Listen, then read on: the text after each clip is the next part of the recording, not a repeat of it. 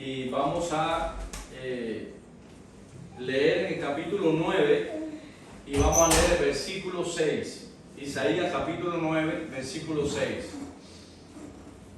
Dice así la palabra de nuestro Dios: porque un niño nos es nacido, hijo nos es dado, y el principado sobre su hombro, y se llamará su nombre admirable, consejero, Dios fuerte, Padre eterno, príncipe de paz. Y lo dilatado de su imperio y la paz no tendrán límite sobre el trono de David y sobre su reino, disponiéndolo y confirmándolo en juicio y en justicia desde ahora y para siempre. El celo de Jehová de los ejércitos hará esto. Gracias por tu palabra, Señor, una vez más. Bendícela en nuestra mente, en nuestro corazón. Edifica nuestro espíritu con él. Oramos dándote las gracias en tu nombre, Jesús. Amén. Bueno, hermano, una pequeña introducción. Sabes que hace ya algunos años la Navidad está siendo atacada por muchos pastores, líderes que han decidido suprimir la festividad navideña. Han querido atribuirle a estas festividades por determinados criterios y conceptos y coincidencias o planificaciones de fechas, y entonces atribuyen que las fechas señaladas son fechas que tienen que ver con el solsticio pagano y comienzan a desacreditar la Navidad. Y lamentablemente muchas iglesias hoy, muchos cristianos no celebran la Navidad. Entonces nosotros queremos decirle en nuestra humilde opinión que la Navidad, desde que la Navidad se ha seleccionado un tiempo o una temporada para el recordatorio del nacimiento de Jesucristo y todo el impacto positivo que trajo el advenimiento de Jesucristo, nosotros queremos atestiguar y queremos confirmar, ¿verdad?, en nuestra opinión, que consideramos que también es bíblica, que la Navidad es una etapa preciosa. Y si la iglesia apóstata utilizó determinados elementos históricos que no tienen nada que ver con la vida cristiana, eso es algo que a nosotros tampoco nos interesa. Nosotros sabemos que la Navidad, que tiene que ver con el nacimiento de Jesucristo, todos los ingredientes que hay presentados, por ejemplo, el árbol. ¿Quién puede decir que el árbol es pagano? El árbol es una creación de Dios y no se puede hacer una atribución a algo que es pagano, que Dios mismo ha creado. O sea, cuando nosotros tenemos el árbol de Navidad, hay cristianos que no ponen el árbol de Navidad porque dicen que es pagano. Hay pastores que dicen dónde está el mandamiento que la Biblia enseña, donde tenemos que celebrar la Navidad. No es un mandamiento, y yo estamos de acuerdo, no es un mandamiento, pero tampoco ofende a Dios que nosotros recordemos en esa etapa el primer advenimiento de Él a la tierra. Es decir, que nosotros estamos seguros que el árbol no es absolutamente nada pagano. Nosotros sabemos que el niño que está puesto ahí, aunque es un muñequito, nosotros hacemos con una representación ¿de quién? Del Señor Jesucristo. Eso no es pagano. No es pagano tampoco los ángeles que están representados en el árbol o en la festividad. Por eso que los ángeles vinieron y cantaron y glorificaron al Señor. De eso no es pagano. No es pagano tampoco los pastores que están incluidos en esa escena, que fueron y miraron y constataron, dieron fe y se gozaron de que lo anunciado por los ángeles era una confirmación de lo que antes había sido anunciado por los profetas. Es decir, que nada de lo que está alrededor del pesebre, nada de lo que está alrededor de allí, de la noche aquella en la que nació el Señor, o en el momento que haya nacido, nada de eso es pagano. Yo pienso que la iglesia, al traer en una temporada una atención más específica, más detenida acerca del evento del primer advenimiento de Jesucristo, no debemos perder el tiempo en decir que es pagano, que no es, y comenzar a constituirnos en jueces, estableciendo directrices para suprimir aquellas cosas que por siglos ha sido de tanta bendición. Todos nosotros, o por lo menos los que hemos nacido en el Evangelio, una de las etapas más lindas del año es la etapa en la que nosotros cantamos los villancicos, es la que nosotros cantamos los signos bellos que ponen de relieve y que ponen de manifiesto lo que es la Navidad.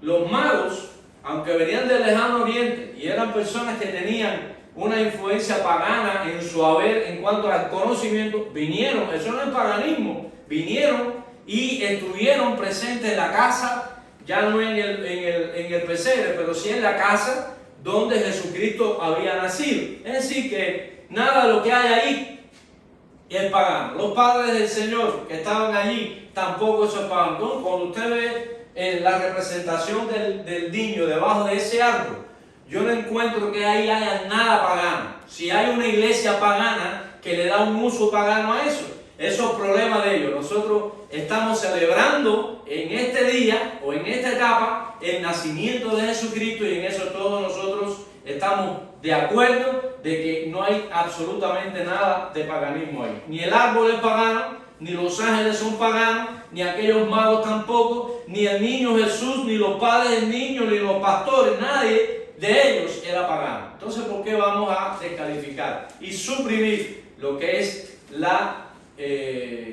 Navidad?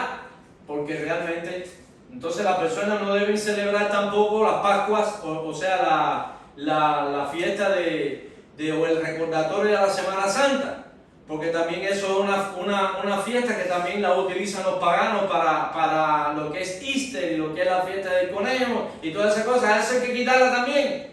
La Santa Cena o la Santa Convocación que hacemos delante de Dios, también eso sería pagano, porque los egipcios antiguos, dentro de sus ceremonias, tenían el pan y el vino como los elementos para la consagración a sus dioses. O sea, el pan y el vino eran esos elementos que ellos usaban para adorar a sus dioses, entonces también es pagano. Llega el momento, hermano, que se desvía tanto, prestando la atención que no tiene ningún significado, que no tiene ninguna trascendencia.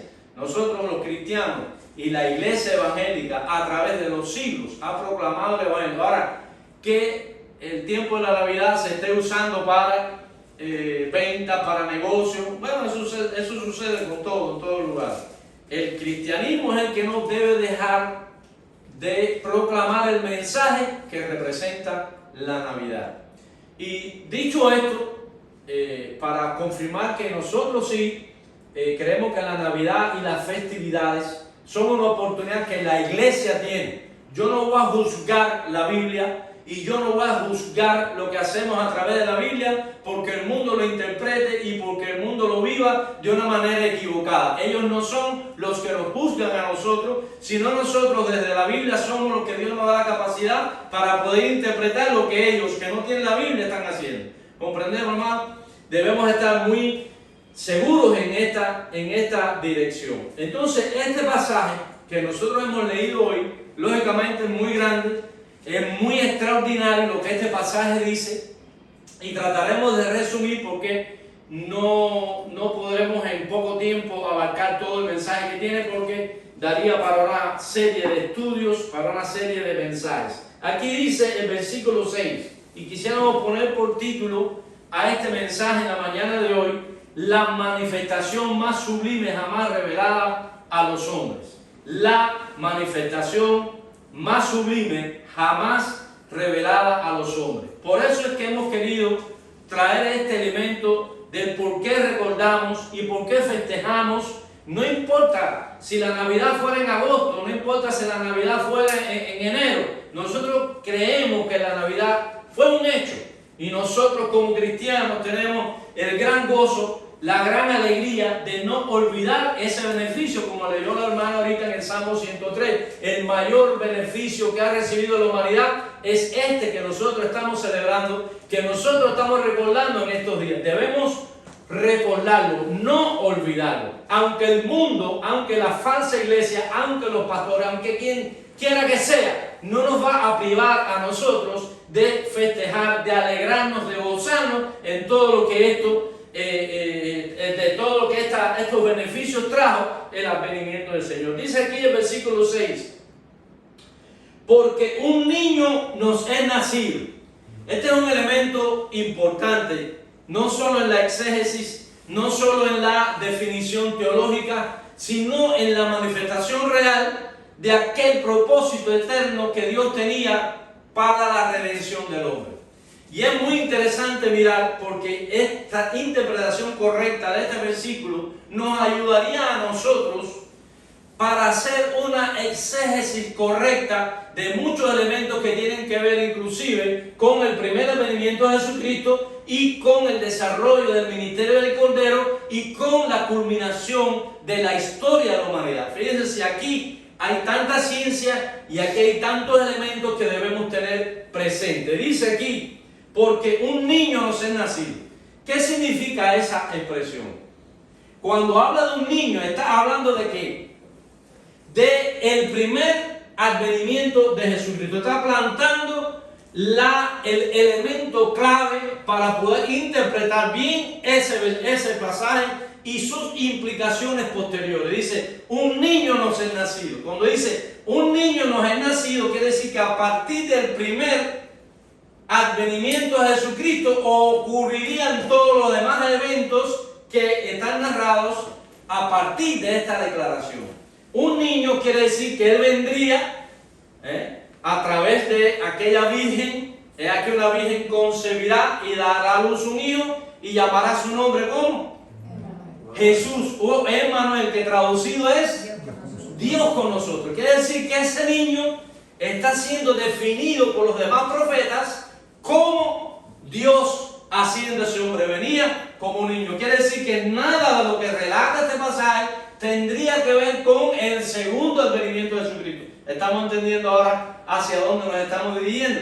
Es decir, que todo lo que está aquí está relacionado con su primer advenimiento. Porque dice un niño, quiere decir que si está viniendo como niño, no está expresando aquí nada que tiene que ver con un segundo advenimiento o con un retorno en su segunda venida. Entonces dice, un niño nos es nacido, hijo nos es dado. Término hijo, sabemos que es un título que le es conferido al Señor para distinguirlo sobre los hijos. O sea, el término hijo en el sentido singular pone de manifiesto esta realidad. Dice aquí, un hijo nos es nacido, hijo nos es dado. Dice, y ese hijo que nos es dado es quien el principado. O sea, el principado significa que es el que lleva la responsabilidad del hijo, como el príncipe, como el hijo primogénito, que es el hijo primogénito que lleva los negocios del Padre. Y Cristo, cuando fue llevado o cuando se presentó delante de aquellos eruditos, de aquellos doctores de la ley, él dijo, en los negocios de mi Padre me conviene estar. ¿Recuerdan? Cuando dice que su mamá y su papá se volvieron locos buscando que tenía 12 años. Aquellos doctores de la ley se quedaron muy impresionados porque él hablaba, él le hacía preguntas. No está relatado lo que hablaron, pero al juzgar por la impresión que causó en esos doctores de la ley esa conversación de ese niño, sabemos que ahí había sabiduría, ahí había ciencia, ahí había autoridad, ahí había un ser que se salía de los límites de la humanidad, de los límites humanos. Había mucho más en él. Principado sobre su hombro quiere decir que él llevaría sobre su hombro, que es una expresión que indica el peso de esa responsabilidad de que él en su primer advenimiento cargaría sobre su hombro, ¿entienden? O sea que el evangelio, que el establecimiento del reino estaría sobre su hombro, significa sobre su hombro que sería su responsabilidad y que él llevaría hacia adelante todo ese peso. Eso es lo que está diciendo este versículo. Podemos adelantar un poco más. Por esa razón define quién es él. Por eso da las características y por eso pone de manifiesto todos aquellos elementos que están en ese niño que vendría. No olvidemos que en el pasaje, que comienza diciendo porque un niño. Es decir, que todo eso es cuando en su primer advenimiento. Dice, será llamado su nombre admirable. O sea, todos los nombres manifiestan sus atributos y todos esos atributos definen que ese niño, ¿quién es? Dios manifestado a los hombres. ¿Cuándo ocurrió eso? En su primer advenimiento. Muy importante eso. Dice, se llamará su nombre admirable. Claro que no vamos ahora a hacer una exégesis de lo que es eso, porque no solamente el tema de admirable nos tomaría todo el tiempo. Dice, admirable, consejero. Él es un consejero admirable. ¿Entiendes? Porque todos los consejos que él da sobrepasan las capacidades humanas para definir lo que es bueno y lo que no es bueno, y para darnos la orientación correcta frente a cada circunstancia que nosotros tenemos que vivir. Eso es lo que hace él como consejero. Dice, Dios fuerte. Está poniendo de manifiesto ya quién es ese niño que vendría. ¿De quién está hablando ahí? No es del niño. ¿De quién es el que está hablando? Dios fuerte, Padre eterno, príncipe de paz. O sea que las características por las que ese niño sería llamado están explícitamente expresadas en este versículo. Ese niño sería Padre eterno, sería Dios fuerte. Una vez cuando era joven, tuve una discusión con una testigo de Jehová, y él me decía que no, que ese versículo, que ese pasaje estaba mal. Y yo le decía, bueno, búscalo, porque habla del príncipe, del principado, habla de admirable consejero. Y dice, bueno, cualquiera es admirable, cualquiera es consejero. Le digo, bueno, síguelo leyendo. Y dice, bueno, Dios fuerte, bueno, cualquiera es Dios también. Bueno, sigue leyendo el otro atributo. Dice, Padre eterno, ahí ella se detuvo. Me dijo, bueno, yo tengo otra visita que hacer ahora, entonces tengo que irme, y ya no pudo seguir conversando. ¿Te das cuenta? Padre eterno quiere decir que no tiene principio ni fin. Y eso nos remite al libro del Apocalipsis, cuando Juan define a Cristo, o cuando Cristo se define a sí mismo, que Él es el principio y Él es el final. Él es el alfa y Él es la omega. Él es el que da inicio al tiempo, y es el que en el tiempo organiza toda la estructura de la creación, y toda la estructura de la creación en la que hay energía, todo proviene de Él, para su gloria y para su honra. Inclusive la iglesia dice que la hizo para presentársela a sí mismo. Quiere decir que de toda la creación, de todo lo que Dios hizo, quiero decirle, hermano, y en esta mañana vamos a decir un amén, porque de todo lo que Él creó, lo que Él quiso presentarse a sí mismo es la iglesia. Somos tú y yo. Nosotros somos el resultado más extraordinario de la obra que Jesús vino a hacer en su primer advenimiento. Porque si Él no es todo lo que este profeta revela, no podía presentarse a sí mismo un grupo de personas que Él podía sacar del chiquero del pecado, transformarlo por la sangre que Él derramó en la cruz y constituirnos en parte de su cuerpo. Nada de la creación es parte del cuerpo de Cristo, pero todo lo que Él redimió por su sangre, por ser lo que este profeta está definiendo y exponiendo a su pueblo, es que Él hace que nosotros seamos de ese cuerpo, y Él pueda exhibirlo, y Él pueda mostrarle a los ángeles: fui a la tierra y mira el resultado de mi obra en la tierra. Hice que el reflejo de quien soy yo se manifieste en aquellos que yo redimí. Tenemos una responsabilidad grande. Tenemos algo tan maravilloso. Tenemos un tesoro tan grande que muchas veces no nos damos cuenta. Pero nosotros somos el cuerpo de Cristo. Podemos decir amén. Fuimos redimidos por Él para su gloria y para su honra. Pero no olvidemos la importancia que tiene este pasaje tan extraordinario. Es decir, que todos estos atributos reflejan su esencia. Dice, y lo dilatado de su imperio. Ahora especifica qué cosa es un imperio.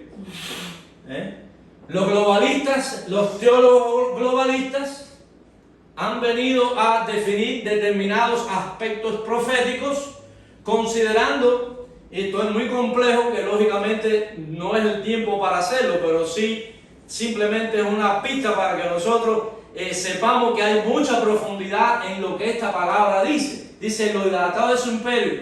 Quiere decir que el mundo sabe, Satanás sabe, que la iglesia no tiene límites. pero no es un imperio como lo conoce el mundo. Es un Dios que es rey, es un Dios que es soberano, que a partir de la libre voluntad del hombre en sujetarse a Él puede lograr en ese corazón todos sus propósitos. Por eso Él puede presentársela a sí mismo. Cuando Él se presenta a la iglesia a sí mismo, Él está diciéndole a Satanás, y le está diciendo a los demonios, y le está diciendo al mundo, y nos está diciendo a nosotros la grandeza de su obra en el corazón de un hombre, que puede manifestar al mundo todo lo que Él es. Bendito sea su nombre. Dice aquí, y lo dilatado. Dilatado significa también, ¿qué cosa? Que va en crecimiento, que va extendiéndose, que va convirtiéndose en algo vasto, algo numeroso, en franca alusión también a lo que dijera después el profeta Isaías, el profeta Daniel, perdón. Dice que Daniel dice que una piedra que fue no cortada con mano, y dice que aquella piedra después vinieron y se convirtió piedras y piedras en un gran monte. Quiere decir que el Evangelio, aun cuando ha sufrido de apostasías y aun cuando ha sufrido de persecuciones, no ha podido Satanás, no ha podido el infierno, no ha podido los demonios detener la obra de Dios. Quiero decir, hermano, para la gloria del Señor, la obra de Dios es indetenible. Ni nosotros mismos podemos detenerla. La obra de Dios, el propósito, el proyecto de Dios se va a cumplir porque Él es el Padre eterno, Él es el príncipe de paz, porque Él es el consejero, porque Él es el Dios fuerte, porque Él es el Padre eterno. Y dice aquí, lo dilatado su imperio y la paz no tendrá límite sobre el trono de David. ¿Cuándo Él iba a lograr eso? Otra vez la preguntita. ¿Cuándo Él iba a lograr eso? En su primer advenimiento. En su primer advenimiento, Él estableció, ¿qué cosa? El reino de Dios. ¿Qué cosa es el reino de Dios? Es la restauración de las relaciones de Dios con el hombre. Es la capacidad que Dios a través de la cruz logra en que los hombres tengan volver otra vez a esa reconciliación. Y es simplemente a través de esa obra de Cristo en la cruz que existe la posibilidad que esta creación forme parte, aquel día que Él venga la segunda vez, no a establecer un reino, sino a que esta creación forme parte de donde salió.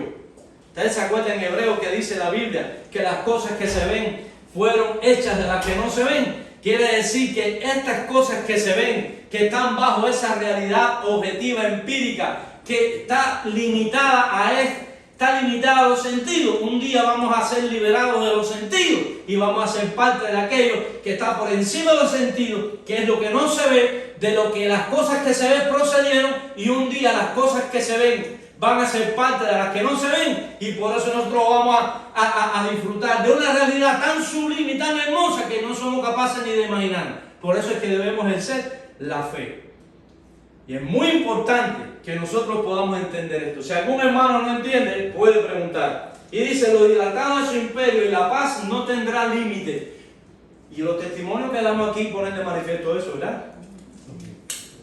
Aunque estemos enfermos, aunque estemos atormentados, aunque estemos pasando grandes adversidades, aunque estemos atravesando grandes luchas, aunque estemos al borde de la muerte y aunque muramos, vamos a tener la paz del Señor. Por eso Él dijo, Él como príncipe de paz dijo, yo le doy la paz que el mundo no le puede dar. Mi paz os dejo, mi paz os doy. Y la paz que yo le doy, el mundo no se la puede dar. ¿Cuánto decimos amén? Entonces nosotros tenemos en nuestro corazón a quién. ¿A quién tú tienes en tu corazón? ¿A quién yo tengo en mi corazón? A ese niño. Ese niño que vino en su primer advenimiento. Y a ese niño que es definido por todos esos atributos que está manifestado ahí, vino a establecer ese reino. Y lo dilatado de su imperio no tendrán límite sobre el trono de David y sobre su reino, disponiéndolo y confirmándolo en juicio y en justicia desde ahora. ¿Desde cuándo es ahora? Desde el primer advenimiento. ¿Están entendiendo, hermano, la profundidad que tiene ese pasaje? Hay personas que predican, las iglesias del siglo XVII, aproximadamente 16, 17, comenzaron a predicar que Cristo, cuando venga en su segunda venida, va a establecer un reino y va a establecer un milenio y va a establecer ese imperio dilatado, ese imperio que está relatándose ahí. Lo dilatado de ese imperio va a ser el segundo advenimiento. Eso no es lo que dice el pasaje. Ese pasaje no está hablando de un segundo advenimiento. Ese pasaje está hablando de un primer advenimiento en el que Él va a lograr eso. Así que nosotros creemos el milenio, pero nosotros vemos el milenio desde otra perspectiva. No es que no lo creamos, nosotros lo creemos, pero lo creemos desde otra perspectiva en el contexto que está siendo anunciado por el profeta. Pero ese milenio que está presentando Apocalipsis 20 no tiene que ver con esto que está hablando el libro del profeta Isaías. Porque Jesucristo vino en su primera venida y no cabe la menor duda de que Él estableció su reino en el primer advenimiento. ¿Sí o no? Amén. ¿Ustedes recuerdan cuando los magos vinieron? ¿Qué le preguntaron al rey Herodes? ¿Dónde ha nacido el rey de quién? De los judíos.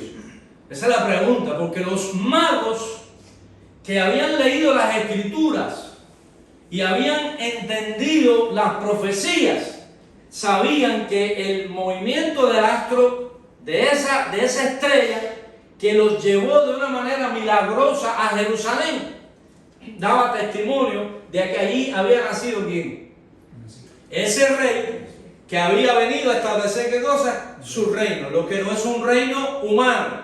Los reinos humanos son el resultado del pecado, porque nunca Dios quiso que en el mundo hubiesen estos reinos que hay. Estos reinos que hay son el resultado de ¿qué cosa? Del pecado. Porque el reino de Dios es el que nos inserta en su familia. Y el reino de Dios es la familia. Por eso Jesucristo vino a establecer la relación entre Dios y los hombres, siendo Dios nuestro papá, siendo Dios nuestro rey, siendo Dios nuestro padre. Él nos inserta en el proyecto eterno y por eso la iglesia es la familia de Dios. ¿Cuánto decimos amén? Eso es lo que vino a hacer Cristo cuando en su primer advenimiento. Desde que Él vino hasta hoy, el diablo no ha podido ir contra eso. Por eso dice lo dilatado, es decir, a medida que va creciendo, los siglos pasan, las circunstancias cambian. El Satanás creando mentalidades dentro de las iglesias para equiparar, para igualar los reinos de este mundo con el de Dios. Es tan tonto Satanás. Nada parecido a lo que Dios. Nadie puede inventar ni crear nada que se parezca a lo que Dios hizo. Porque lo que Dios hizo es lo genuino. Es Made in Dios. ¿Quién puede copiar eso? Los chinos han copiado casi todo lo que hace todo el mundo. Y después le ponen abajo Made in China. Pero cuando Dios ha creado al hombre nuevo, nadie lo puede imitar. Un hijo de Dios es único. Tú eres hijo de tu mamá y tu papá y eres único, aunque tengas 70 hermanos. Nosotros somos únicos delante de Dios. La iglesia es el resultado de la obra que vino a hacer aquel niño profetizado que vino y dio su vida, vino y estableció el puente. Por eso Él es el sumo pontífice, el sumo sacerdote. Él es el que es el único mediador entre Dios y los hombres. Por eso ese reinado es desde la eternidad y hasta la eternidad. El hombre caído cayó del reino. Recuerden a Adán y Eva. Ellos cayeron del reino. Ellos cayeron de la gracia. Ellos perdieron la bendición de Dios. Y ahí mismo Dios les dijo: tú le dirás en la serpiente, te dirás en el cañar, y tú le dirás en la cabeza. Y después le dijo a Abraham: de tu simiente, de tu lomo saldrá alguien que podrá lograr aquello imposible que es la relación de Dios con el hombre, hasta que Dios se hizo hombre, que es Jesucristo, este que fue anunciado. Por eso le digo, hermano, muy grande es este pasaje, y que en esta Navidad podamos entender, que en esta Navidad podamos apropiar en nuestra mente y en nuestro corazón que ese niño vino a establecer una relación con Dios y nos ofreció la gracia, nos ofreció el perdón por su sangre derramada en la cruz del Calvario. El día que tú y yo nacimos de nuevo, el día que tú y yo nos convertimos, ese día nosotros formamos parte ¿de qué? Del reino de Dios.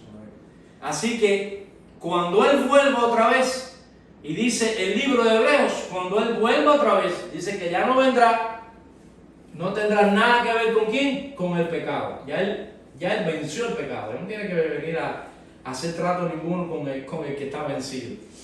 Es decir, que ya Él viene a recoger ¿a quién? A sus hijos, aquellos que somos parte de su familia. Esa es la celebración más grande que nosotros debemos tener en la Navidad. Este es el mensaje más extraordinario que nosotros podemos tener en el día de hoy y en esta Navidad. Por eso decimos que Jesucristo es la manifestación más sublime jamás revelada a los hombres. Él es esa revelación divina dada a los hombres. No ha habido otra revelación más grande que esta sea una Navidad en la que nosotros podamos sentir que ese ser fue revelado a nuestro corazón. No solo fue revelado ahí en el corazón del Imperio Romano, allí frente a aquella bestia espantosa y terrible. Allí nació Jesús, un bebé. No tenía un escuadrón de soldados que lo custodiara. Solamente aquel malvado Herodes dijo: aquí hay algo que veo un peligro en el reinado. Y después fue y mandó a matar a aquellos niños, pero el Señor fue preservado. Y todo lo que el profeta dijo referente a ese niño que vendría, en él se cumplió. ¿Cuánto decimos amén? Así que, hermanos, somos parte de un imperio no globalista.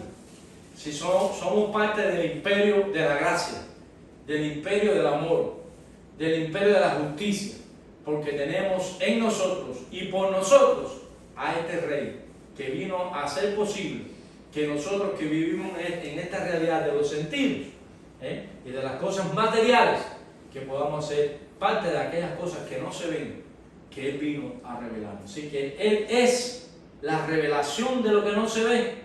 Por eso cuando dijo allí en el libro de Juan, en el Evangelio de Juan, capítulo 1, miren ustedes qué cosa más interesante dice allí. En el principio era el Verbo, y el Verbo era con Dios, y el Verbo era Dios.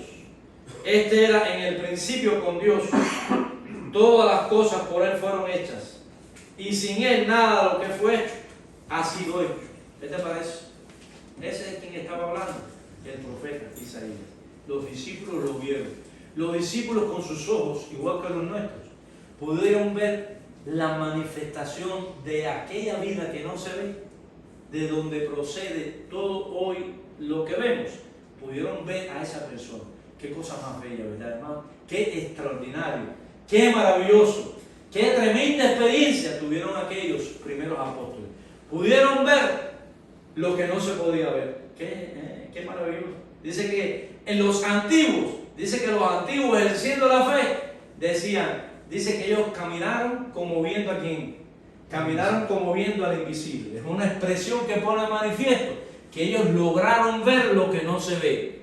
Que ese es el ejercicio correcto de una fe redentora. Y ese es el ejercicio correcto de aquella fe que hace a una persona contemplar las maravillas de Dios. Eso fue lo que Juan quiso manifestar, lo que Juan quiso expresar. Y quieren que le pongamos el tapón al pomo.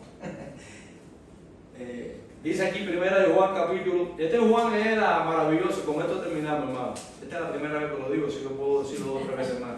Dice primera de Juan 1. Primera de Juan 1 dice: lo que era desde el principio. ¿Quién es lo que era desde el principio? Dios. Dice: lo que hemos oído. Está en el ejercicio correcto de los sentidos. Porque los sentidos nos ayudan a entender la realidad que vivimos. Dice: lo que hemos visto con nuestros ojos. Esa ya no solo es un método inductivo. Ese es el método inductivo, no deductivo, que pone de manifiesto cuando una realidad se hace manifiesta a través de nuestros sentidos. Y dice aquí: lo que hemos visto con nuestros ojos, lo que hemos contemplado. ¿Qué cosa es contemplar? ¿Qué fue lo que hizo Darwin? Él se sentaba ahí en los Galápagos, ¿no? Allí y miraba las parejitas y miraba todo y todos los días contemplaba, y él llegaba a entender a través de esa contemplación determinados patrones que podían determinar determinadas conclusiones. Y a eso se le llamaba, o se le llama, ¿qué cosa? Ciencia. Y dice aquí, y palparon nuestras manos. Mire cuántos de los sentidos están ahí, casi todos. Dice, tocante a quién, al verbo de vida, porque la vida fue manifestada. ¿Cuántos decimos amén? Y la hemos visto y testificamos y os anunciamos la vida eterna, la cual estaba con el Padre, aleluya, y se nos manifestó. Ese es el niño que está siendo profetizado por Isaías en el capítulo 9. Ese es el niño que vino a establecer el imperio, y dice, y sería dilatado, y no tendría límites. ¿A dónde ha llegado la iglesia? Ustedes se imaginan hace 2020 y pico de años, Cristo diciendo aquellas palabritas sencillas en el sermón del monte a los apóstoles, no, porque, y le va hablando, le va enseñando aquellas cosas maravillosas, y aquellos humildes 12 apóstoles allí metidos en el corazón de un país religioso, de un país dominado por un imperio como el de Roma.